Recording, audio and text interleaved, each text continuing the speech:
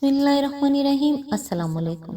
वही लोग अनमोल होते हैं जो परेशानी में दिलासा देते हैं, अक्ल की बात करते हैं, हमेशा तन्हाई में इस्लाह करते हैं, कोई लालच नहीं रखते।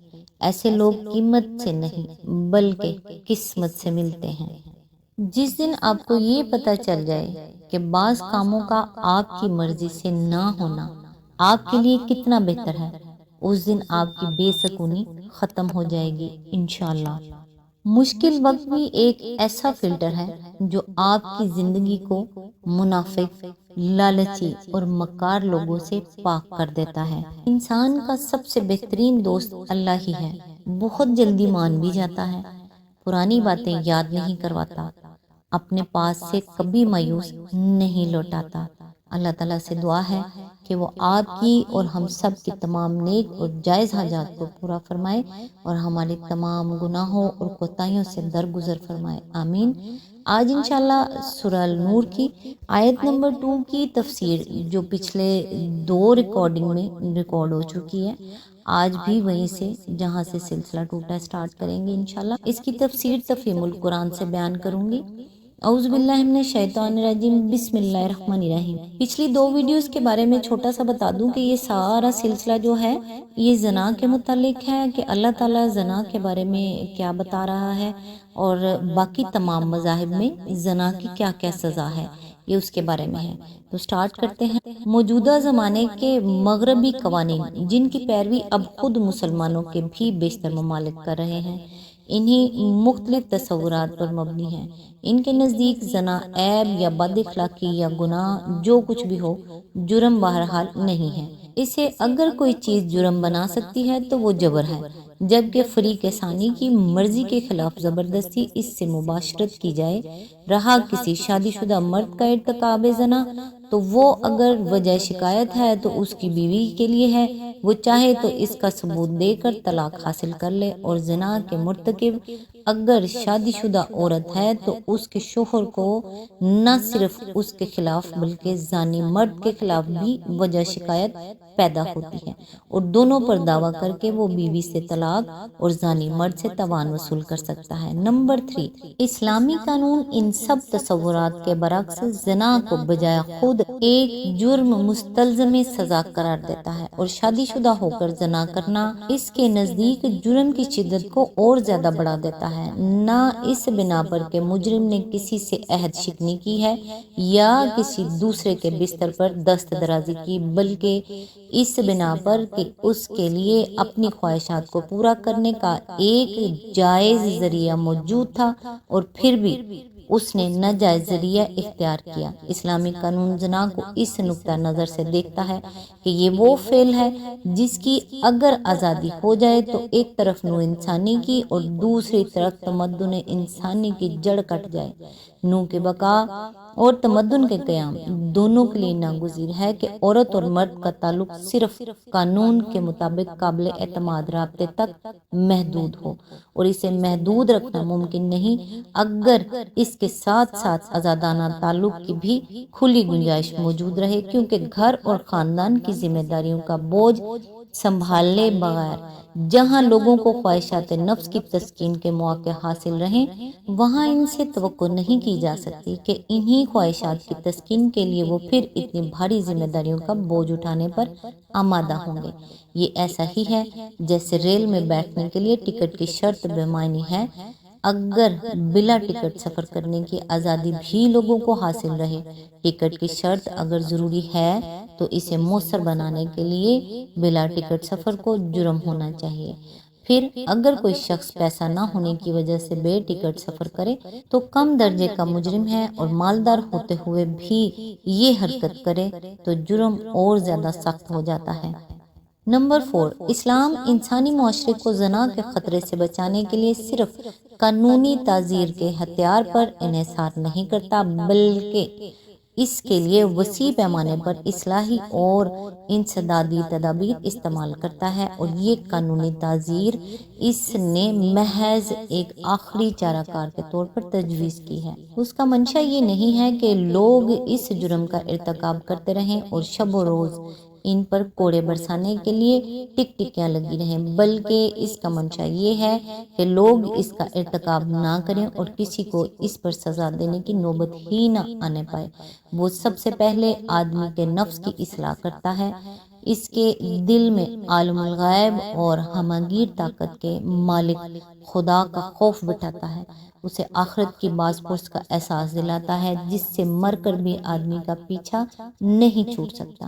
اس میں قانون الہی کی اطاعت کا جذبہ پیدا کرتا ہے جو ایمان کا لازمی تقاضا ہے، اور پھر اسے بار بار متنبہ کرتا ہے کہ زنا اور بے عصمتی ان بڑے گناہوں میں سے ہے جن پر اللہ تعالیٰ سخت باز پرس کرے گا۔ یہ مضمون سارے قرآن میں جگہ جگہ آپ کے سامنے آتا ہے۔ اس کے بعد وہ آدمی کے لیے نکاح کی تمام ممکن آسانیاں پیدا کرتا ہے۔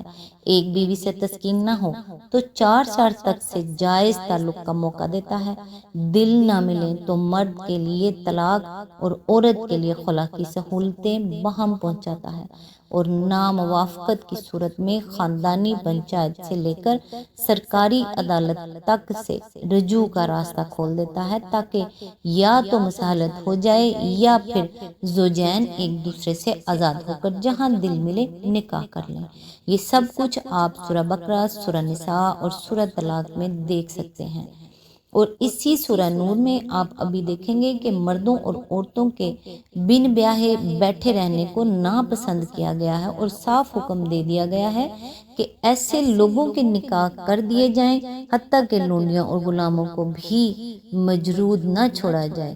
پھر وہ معاشرے سے ان اسباب کا خاتمہ کرتا ہے جو زنا کی رغبت دلانے والے، اس کی تحریک کرنے والے اور اس کے لیے مواقع پیدا کرنے والے ہو سکتے ہیں۔ زنا کی سزا بیان کرنے سے 1 سال پہلے سورہ احزاب میں عورتوں کو حکم دے دیا گیا تھا کہ گھر سے نکلیں تو چادریں اوڑھ کر اور گھونگھٹ ڈال کر نکلیں، اور مسلمان عورتوں کے لیے جس نبی کا گھر نمونے کا گھر تھا، اس کی عورتوں کو ہدایت کر دی گئی تھی کہ گھروں میں وقار اور سکینت کے ساتھ بیٹھو، اپنے حسن اور بناؤ سنگار کی نمائش نہ کرو، اور باہر کے مرد تم سے کوئی چیز لیں تو پردے کے پیچھے سے لیں۔ یہ نمونہ دیکھتے دیکھتے ان تمام صاحب ایمان عورتوں میں پھیل گیا جن کے نزدیک زمانہ جاہلیت کی بے حیا عورتیں نہیں بلکہ نبی صلی اللہ علیہ وآلہ وسلم کی بیویاں اور بیٹیاں تقلید کے لائق تھیں۔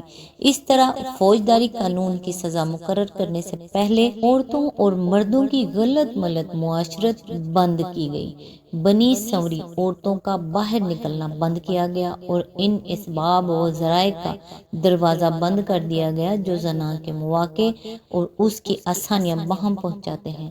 ان سب کے بعد جب زنا کی فوجداری سزا مقرر کی گئی تو آپ دیکھتے ہیں کہ اس کے ساتھ ساتھ اسی سورہ نور میں اشاعت فحش کو بھی روکا جا رہا ہے۔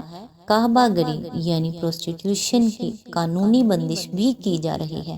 عورتوں اور مردوں پر بدکاری کے بے ثبوت الزام لگانے اور ان کے چرچے کرنے کے لیے بھی سخت سزا تجویز کی جا رہی ہے۔ وضع بصر کا حکم دے کر نگاہوں پر پہرے بھی بٹھائے جا رہے ہیں تاکہ دیدہ بازی سے حسن پرستی تک اور حسن پرستی سے عشق بازی تک نوبت نہ پہنچے، اور عورتوں کو یہ حکم بھی دیا جا رہا ہے کہ اپنے گھروں میں محرم اور غیر محرم رشتہ داروں کے درمیان تمیز کریں اور غیر محرموں کے سامنے بند سنور کر نہ آئیں۔ اس سے آپ اس پوری اصلاحی سکیم کو سمجھ سکتے ہیں جس کے ایک جز کے طور پر زنا کی قانونی سزا مقرر کی گئی ہے۔ یہ سزا اس لیے ہے کہ تمام داخلی و خارجی تدابیر اصلاح کے باوجود جو شریر و نفس لوگ کھلے ہوئے جائز مواقع کو چھوڑ کر ناجائز طریقے سے ہی اپنی خواہش نفس پوری کرنے پر اصرار کریں، ان کی کھال ادھیڑ دی جائے، اور ایک بدکار کو سزا دے کر معاشرے کے ان بہت سے لوگوں کو نفسیاتی آپریشن کر دیا جائے جو اس طرح کے میلانات رکھتے ہوں۔ یہ سزا محض ایک مجرم کی عقوبت ہی نہیں ہے بلکہ اس امر کا بالفعل اعلان بھی ہے کہ مسلم معاشرہ بدکاروں کی تفریح گاہ نہیں ہے جس میں ذواقین اور ذواقات اخلاق کی قیود سے آزاد ہو کر مزے لوٹتے پھریں۔ اس نقطہ نظر سے کوئی شخص اسلام کی اس اصلاحی اسکیم کو سمجھے تو وہ بآسانی محسوس کر لے گا کہ اس پوری اسکیم کا ایک جز بھی اپنی جگہ سے نہ ہٹایا جا سکتا ہے اور نہ کم و بیش کیا جا سکتا ہے۔ اس میں رد و بدل کا خیال یا تو وہ نادان کر سکتا ہے جو اسے سمجھنے کی صلاحیت رکھے بغیر مسلح بن بیٹھا ہو، یا پھر وہ مفسد ایسا کر سکتا ہے جس کی اصل نیت اس مقصد کو بدل دینے کی ہو جس کے لیے یہ اسکیم حکیم مطلق نے تجویز کی ہے۔ آج تک کے لیے بس اتنا ہی، نیکسٹ انشاءاللہ یہیں سے سٹارٹ کریں گے۔ ابھی بھی یہ تفسیر کافی لمبی ہے، اس اتنی لمبی تفسیر سے کم از کم اتنا تو انسان کو پتہ چلنا چاہیے کہ زنا کتنا بڑا جرم ہے۔ آج تک کے لیے اتنا ہی، نیکسٹ انشاءاللہ یہیں سے سٹارٹ کرتے ہیں۔ تب تک کے لیے دعاؤں میں یاد رکھیے گا۔ اللہ حافظ۔